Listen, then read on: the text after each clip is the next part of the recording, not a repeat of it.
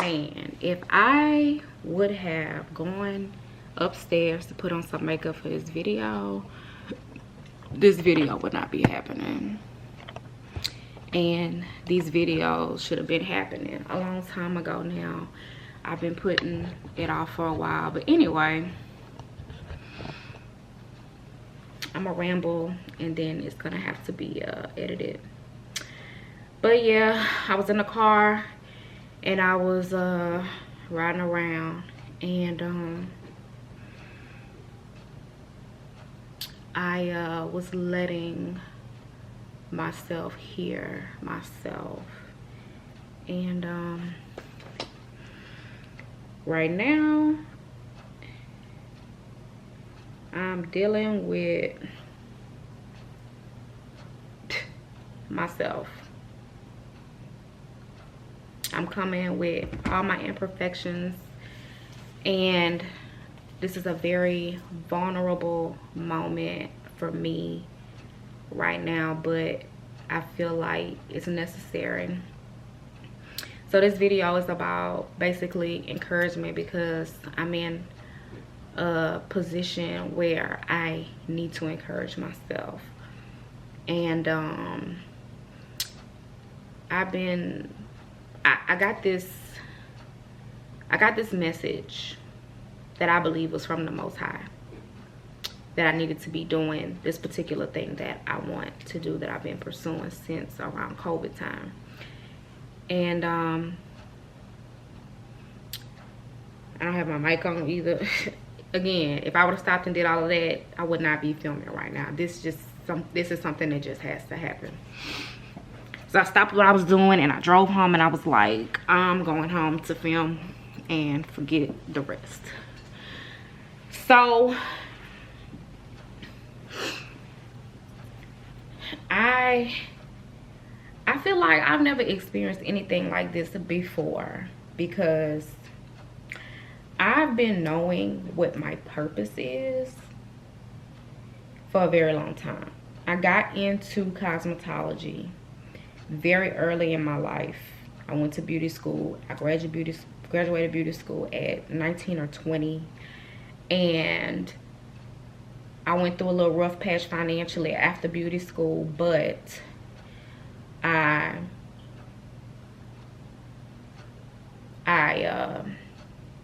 moved.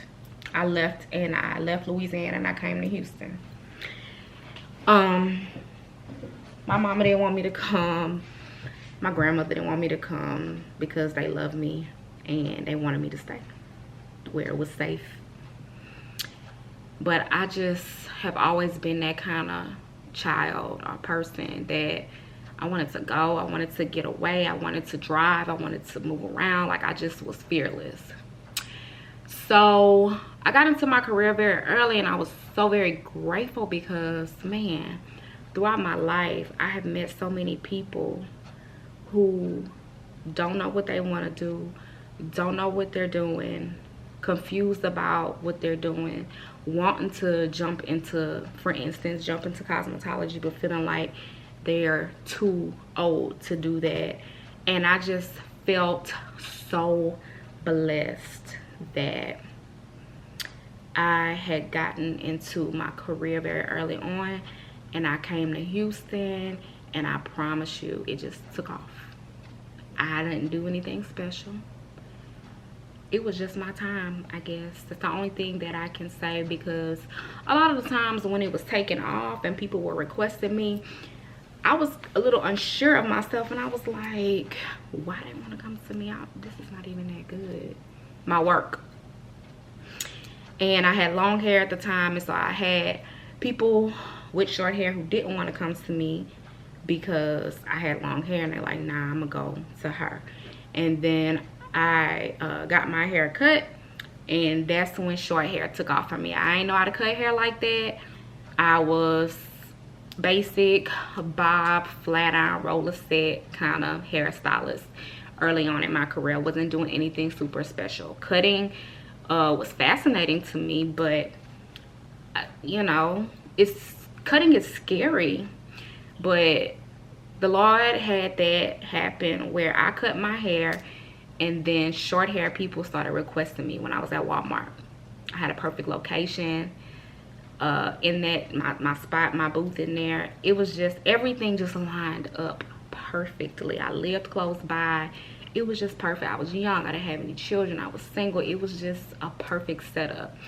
And I started to gain clientele who had short hair. And I remember thinking, I don't know what the hell I'm doing, but I'm just gonna do it. Lord, just guide me. I don't know what I'm doing. They're requesting this specific haircut. I don't, but I'm gonna just go with it. And I got really good. Well, I got better. And then there's a girl here who started cutting my hair. Her name is Brandy Shanae. She's an excellent hairstylist, and she was doing my cousin Michelle's hair. And so I was like, man, I'm in Houston now. I feel country. I got this vibe. I'm looking like the girls back home in Lake Charles, and I want to look fly and jazzy. And so my cousin was like, go see Brandy. So I went to see Brandy, got my hair cut. I did. It was cute, but I was very insecure, and I felt like, do I look like a lesbian? No offense, I'm not homophobic, but I'm not a lesbian. So I was just wondering, do I look like a lesbian? Like, that is not my goal. That's not what I'm trying to do. I'm trying to look fly.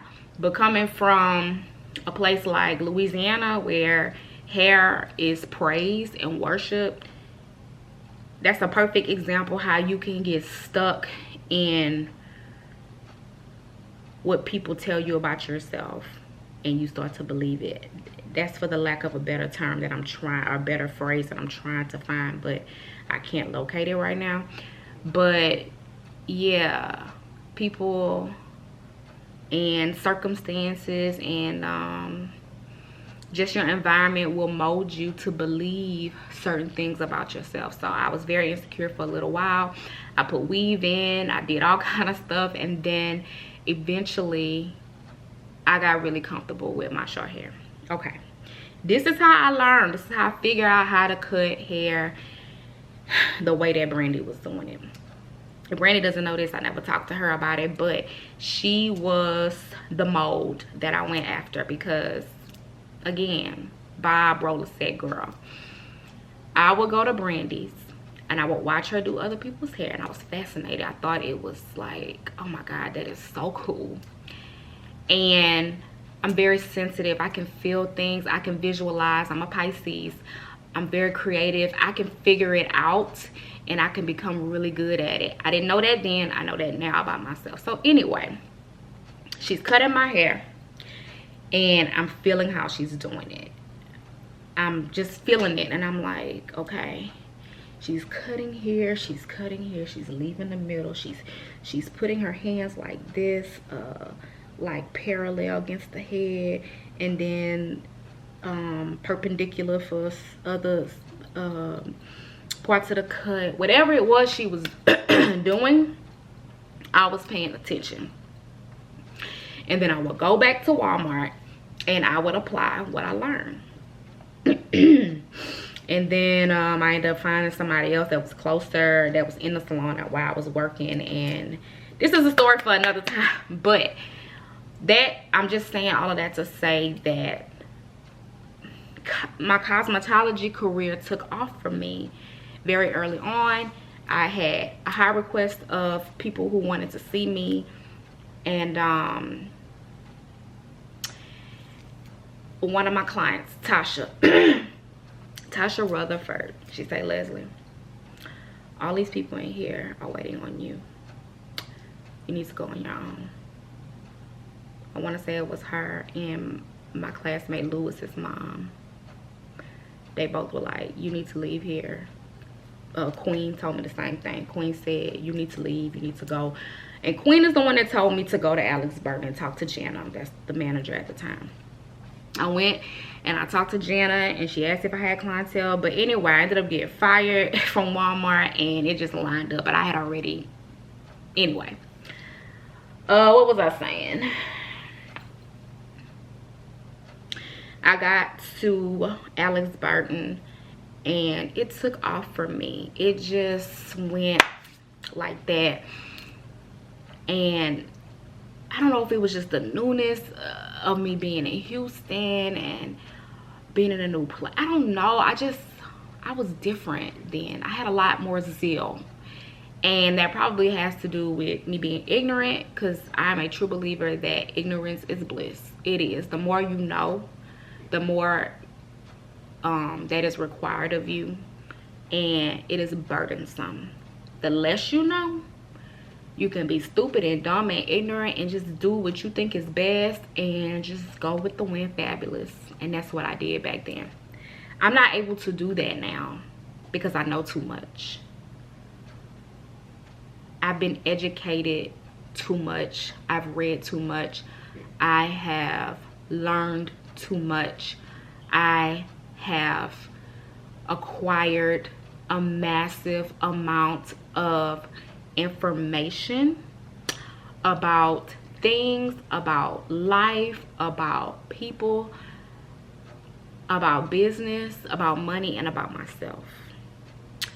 And with that brings on anxiety and depression, and I didn't know that. But it's like, as soon as I started working on myself and I started learning that I was the problem sometimes, that was an up and downhill battle ever since that moment that I went to go and see my life coach at that time. And she is a licensed psychologist, and she helped me so much and I learned so much. But man, the burden or the weight that comes along with that kind of information has been holding me back, because I was a fearless kind of person at some point.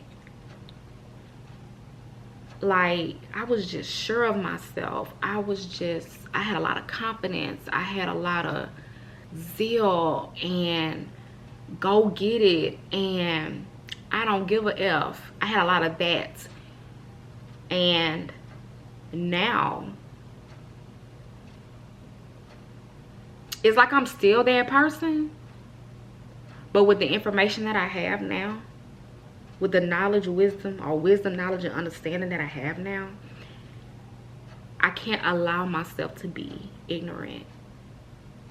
But then a part of me is like, you need to just step out and just do whatever. And then another part of me is like, nah, don't do that. That's not smart. So I'm constantly trying to figure it out. It has been a very emotional experience for me, depressing experience for me, and I don't like it. I'm gonna try not to cry because y'all don't like that.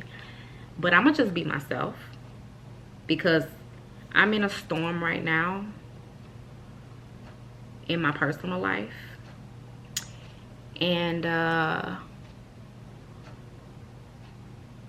it's almost like I can see where I'm going. I admire Marjorie Harvey, Steve Harvey, Oprah Winfrey, Jackie Aina, a few different people, celebrities, elitists, whomever. I admire them. I don't know them personally. I don't really know about their personal life. All I know is what people decide to share, which is most of the time it's the positive. It's hardly ever the negative. So I'm going based off of what I see on the internet that they allow us to see. So when I look at Marjorie Harvey, I'm very attracted to her lifestyle. I'm attracted to her, the way she is, the way she dresses, how graceful she is, her beauty, her body, the way she takes care of herself, her husband, the way he takes care of her, her children, her lifestyle. I admire it very much. And so that's like, when I think about my future self, I think about Steve and Marjorie. I think about Jackie Aina. Oprah, I feel like, yeah, but she's a little bit further down. Like, I got to get to those people first, get to Jackie, get to Steve and Marjorie, then I can reach Oprah status. And that's if I decide to go that far. Okay. So it's like I can see what I would like my life to look like, but I have to jump through all these different hurdles and obstacles before I can get there. And I'm currently in the Olympics. I'm training for it. And I'm using that as an example because that's what's going on right now.